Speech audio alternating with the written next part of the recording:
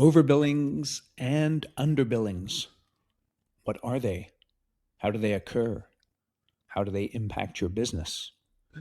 Buried inside overbillings and underbillings is the real story of your cash flow, your project management discipline, your strategic vision, and whether your business is quietly funding jobs out of its own pocket. In today's episode of Construction Genius, we are continuing our series with Kathe Barrington, a construction CPA who works inside these reports every month with contractors just like you. So, what do these billings, under or over, really mean? What do they say about your project managers, your change order discipline, your cash flow strategy? Why are underbillings always a red flag? When are overbillings actually healthy? And when are they masking a bigger problem? How do these numbers affect your bank, your bonding agent, and your ability to sleep at night? In the next 20 minutes, we're going to pack all of that and more into our conversation. If you don't understand your over and underbillings, you don't really understand your business. But at the end of this episode, you're going to have way more clarity. So let's dive right in. This is Eric Anderton, and you're listening to Construction Genius, a leadership masterclass. Thomas Edison said that genius is 1% inspiration and 99% perspiration. If you're a construction leader, you know all about the perspiration, and this show is all about the 1% inspiration that you can add to your hard work to help you to improve your leadership.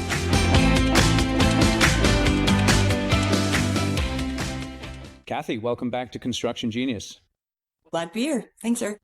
We are on a roll. We've been doing WIP reports, and now we're going to move on to another aspect that's tremendously important. Overbillings and underbillings, the hidden story of cash flow. Woo! Okay, so what are overbillings and underbillings, and what do they actually represent? They're basically on the percent complete schedule. We've talked about the WIP and all of the different basic components. It's when you have your earned revenue amount that you figured out based off your percent complete, then you have your billed amount, and the difference between the two means it's either overbilled or underbilled. So in other words, I've done X amount of work, and overbilling and underbilling, it shows me whether or not I've billed for the work that I've done in excess or in whatever the opposite of excess is. Yes. Exactly. My brain couldn't quite pick out that word. In excess. No, it's not in excess, because that's excess and then more excess. Okay. And I mean, the other terms for it are actually billings in excess and costs in excess. Okay, so that's interesting, right? Costs in excess. That sounds pretty negative right there. Yes, it can be, but it's not necessarily a bad thing always. Okay, so why are overbillings sometimes good and sometimes risky? So underbillings are always risky because that is a cash flow issue, for one. For two, it could also be a red flag for the job itself, that there's other issues on the job going on because you're not able to bill for the amount that you should be or need to be. What are some of those typical issues on the job that are leading to you not being able to bill? What do you find with your clients? So the big ones that I find would be non-compliance. So if you're on a prevailing wage job or the owner's requiring certain documentation that you're not providing, then they're not going to let you bill. But most often it's usually unapproved change orders that would preclude you from billing at all versus a collection issue, which would be a separate issue. Yeah. So it could be a combination of how your company is executing your processes, that is the construction company, but it could also be something to do with the relationship with the vendor and what the vendor requires, and any kind of disconnection or breakdown there. And then you got the change orders that can all lead to that issue of underbilling. Yeah. And I mean, you're the vendor, they're your customer, but you're the vendor in that relationship. Yes. Yeah, absolutely. Thank you. But why are overbillings sometimes good then? Overbillings to me are always good, mainly because you're providing that cash. Hopefully, if you collect it fast enough, you're providing for that cash flow to continue the job without having to figure out a way to finance it, getting on your line or financing it through another job or something. So you definitely want to, in my opinion, always be in a slightly overbilled position.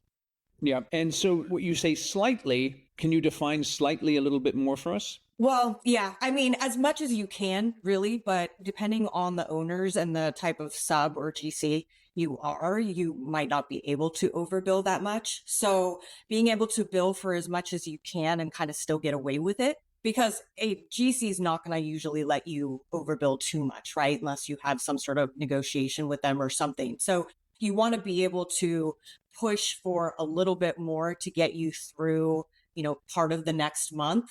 Yeah. So in that sense, you definitely want to try to push for an overbilling. Okay. But when do they become risky? Can you define that?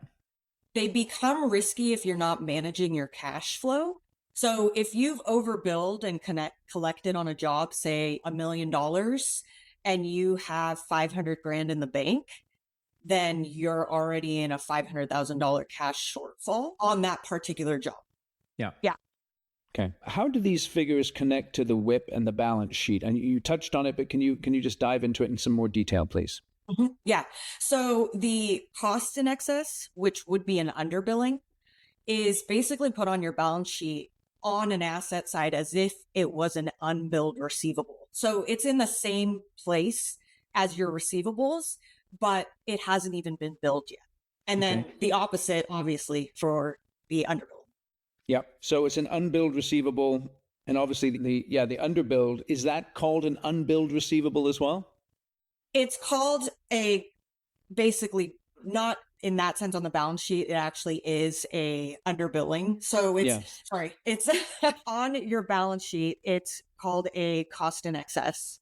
And Yes. then you have a billing in excess. The billing in I excess see. goes into your liabilities. Okay. Okay. It's interesting, right? Because I know there's people listening right now who are unclear on these things. It's not like you could shake them awake at 3:30 in the morning and say, "Explain to me your financial statement as it relates to your construction company with precision and clarity." And they couldn't do it. And that's the reason we're doing this series, is because I understand some of this it's fundamental, obviously, and perhaps rudimentary, but nevertheless necessary so that people can have as much clarity as possible around these important things. How do billing patterns impact bonding and banking relationships? In the sense of, one, your bonding agent is going to be looking at your job and your WIP and making sure that you're collecting and billing enough to cover them. They don't want to have any exposure on a job. So if they see underbillings, they're going to start asking questions and get nervous too, because that puts the bond at risk if there's any sort of, issue on the job. And the bank, same thing, right? So they're going to be questioning anything that looks severely underbilled. Okay. And let's go back. We touched on it earlier, but give us a little bit more about what chronic overbillings or underbillings say about project management.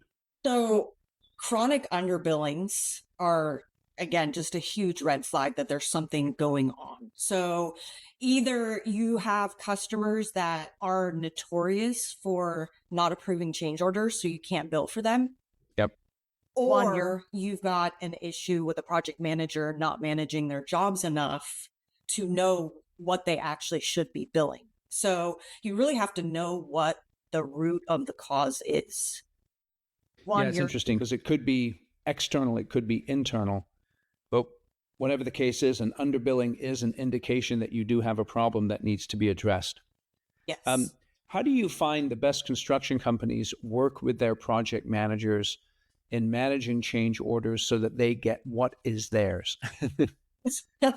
I think having good processes in place, and I know it's easy to say, make sure you have all your paperwork and that sort of thing, but unfortunately, that is really the only leverage that you have. So once you've actually already performed the work, Yeah. so having that communication and having really set boundaries and making sure that your people in the field have the support that they need to tell the customer, I can't do this. I don't have the proper paperwork. I don't have all of this. Like, having really good SOPs in place and making sure that you're supporting those people is really key. Yeah, that's interesting. I think that idea of supporting the people as well is key, because sometimes what an owner or a senior executive needs to do is they actually need to get on the phone and go talk to the customer and say, hey, let's get this change order moving, so that it takes some of the burden off the project manager. But at the same time, the project manager needs to take responsibility as well. It seems to me that many times one of the issues that a project manager has is not so much the process, because the process is clear and it's well laid out, but it's more their willingness to pick up the phone and have a difficult conversation with the client. And it's interesting. How should owners review billing data monthly for early warning signs? What recommendation do you give to the owners of construction companies in terms of their visibility on the data?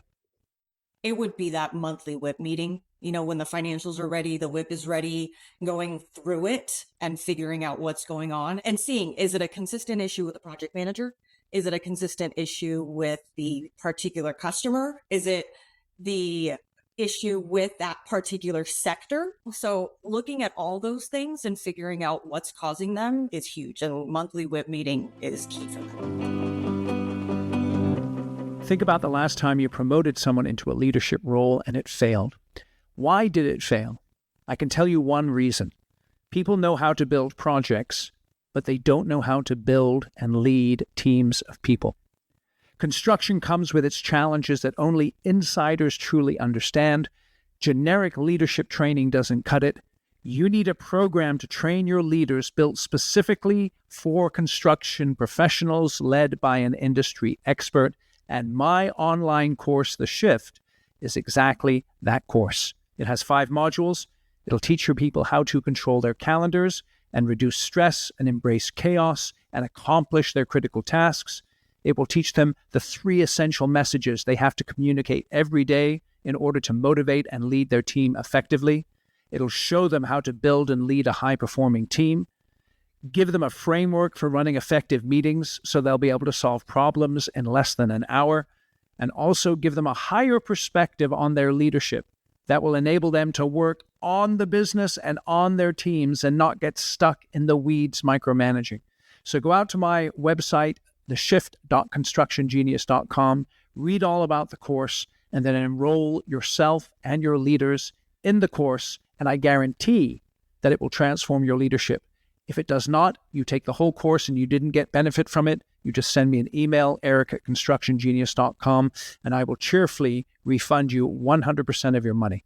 I'm really confident this course will transform your leadership. So again, go out to the website, theshift.constructiongenius.com, learn more about the course, and start taking it today. And when you say the particular sector, is that related to tell me what that's related to and use the word sector? So if you're doing a lot of government work, you kind of typically have certain issues than you would as if you worked for a private contractor. So if you're in a certain field, then you can kind of know that government is slow in doing anything. Yeah.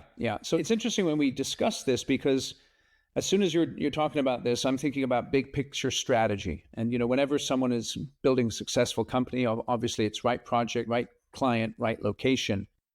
And if you choose particular types of projects that are related to particular types of clients, that's where you need to understand how diligent you need to be following up with your PMs to make sure that underbilling isn't occurring. Oh, yeah. I mean, especially if you're doing primarily government work and you know that it's a 60 to 90 day collection timeline. If you're underbilling your jobs, then you're looking at a potential 4 to 6 month collection timeframe. Yeah. What is the danger in overbilling in terms of damaging customer relationships, possibly? There's really not, unless you're doing it so aggressively and they're not okay with it, that they're constantly rejecting your pay applications. So in that sense, obviously it's not a good thing, because they're going to think you're aggressive and asking for stuff that you're not really owed. So I think that would be the primary danger. But aside from that, there really shouldn't be any. Okay, excellent. And so what's one cultural shift that improves billing discipline company-wide? I mean, making sure that your project managers are paying attention to what's going on and billing enough.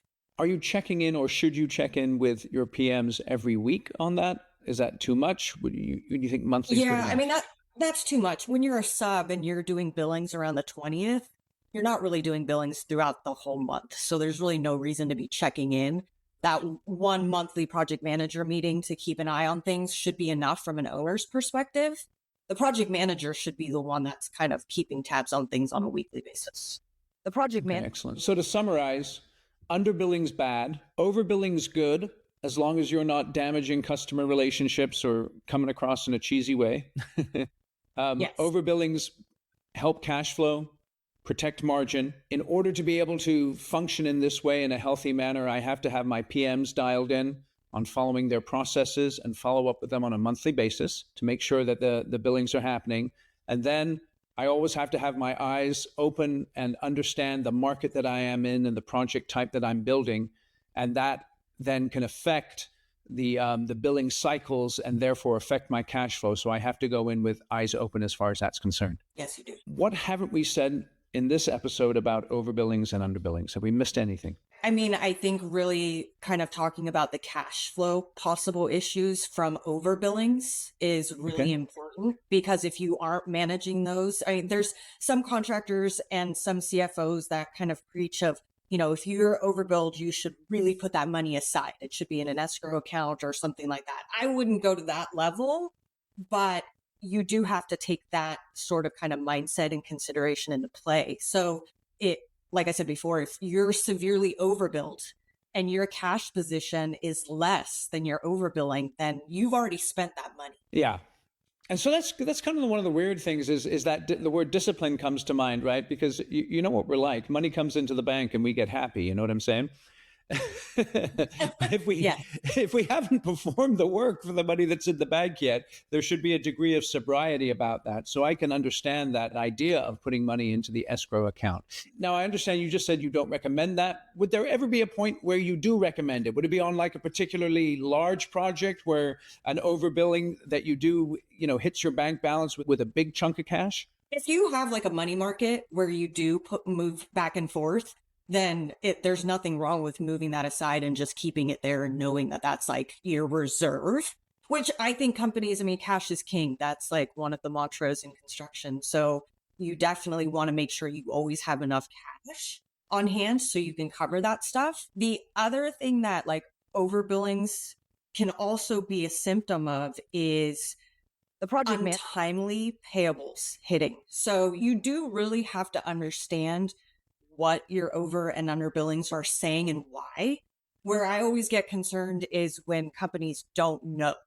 It's like, well, I'm overbilled. It's not a big deal. Like, it's great. I'm like, well, yeah, but you could be overbilled because you have $1 million sub cost missing.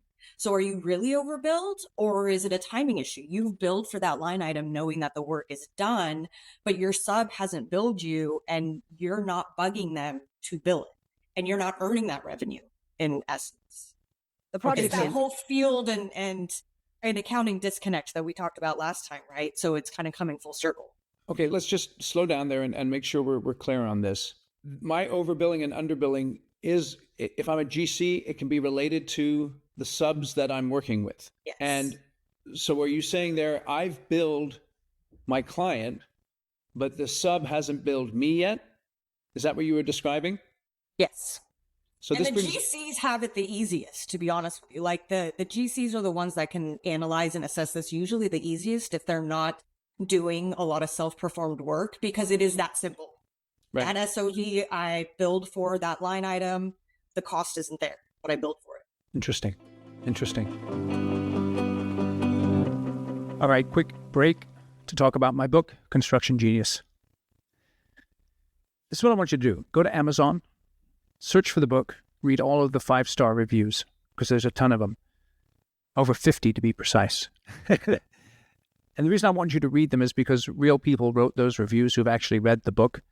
And it'll give you an idea of why you should go and buy a copy right now on Amazon. And here's the deal. If you purchase 10 or more copies for your company, and then send me an email, eric@constructiongenius.com, I'll come in via Zoom and do a 1-hour Q&A and a bonus training session with your team at no charge. I normally charge $4,500 for an hour of my time. And again, for you, I'll do it at no charge if you buy 10 or more copies of my book. And the reason you should buy it is all in the title. It's effective, hands-on, practical, simple, no BS, leadership, strategy, sales, and marketing advice for construction companies. So if you're in the construction industry, this book is for you. So you can get it on Amazon. You can also get it on Audible in the audio version as well, narrated by yours truly. And I know you'll really enjoy it. So go out and get the book. And now back to the interview. So there brings another element in where if I'm a GC, I not only have to manage my project managers, but I have to be efficient managing my subs. And I'm assuming then that the PMs need to be managing the subs also. Yeah, that's interesting. Okay, excellent. What else did we miss? Anything else that's vital that we want to get in here? I think really addressing the underbillings from a long-term cash flow perspective and that sort of thing really needs to be looked at on every single job. I think that's not given enough credit because, again, that's just the starting point. If you haven't billed for that work yet, and then you don't have a line of credit that can absorb the cash flow difference, it can make you go under real fast. Yes. So it's really interesting. You have to, again, the word discipline comes to mind. You have to be disciplined in the types of projects that you choose with the clients that you work with. But then once you get the projects in the door, you have to make sure that your PMs are on point, both as it relates to your clients and if you're a GC, as it relates to your subs. Because if you are underbilled, that's going to kill you then. Yeah, it will. Okay.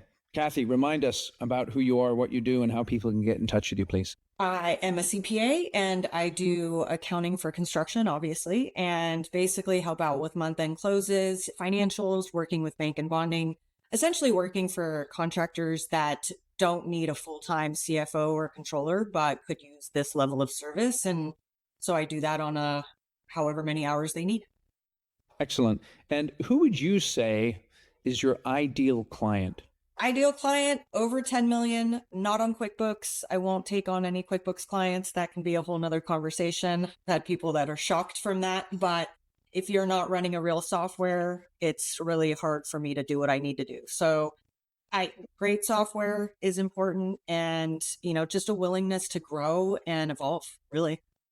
I like that. Over 10 million and not in QuickBooks. Yes.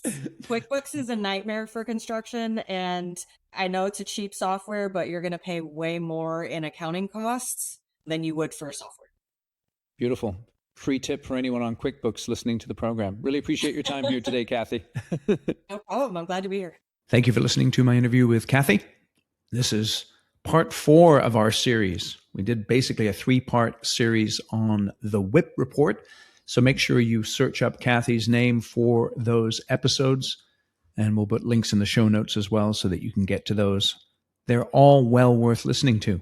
Give this show a rating and a review wherever you get your podcasts. Share this episode with other construction professionals who would benefit from the insights. And I'll catch you on the next episode. Thank you for listening to this episode of Construction Genius. Hope you found that 1% of inspiration to help you in the next few days. If you like the show, please give us a 5-star review on iTunes. Share it with other construction leaders who you think would benefit. And always remember that the show is brought to you by Kick-Ass Meetings. I've been working with construction leaders since 2004, teaching them how to run extremely effective problem-solving meetings that gets their people collaborating, taps into their creativity. And to get yourself a free copy of the Kick-Ass Meeting Report, go to www.ericanderton.com/kickassmeetings. Grab yourself that free report, read it, use it in your business. You'll find it extremely useful. And thanks again for listening.